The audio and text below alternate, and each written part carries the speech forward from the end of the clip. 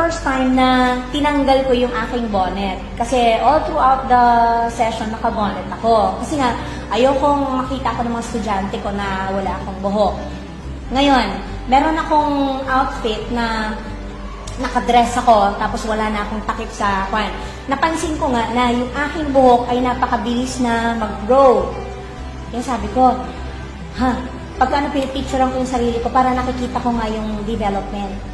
Tapos nakikita ko na yung aking kapayatan noon, parang bumabalik. Even yung nag-darken na color ng skin ko, nag-glow na siya ngayon, hindi na yung kagaya ng dati.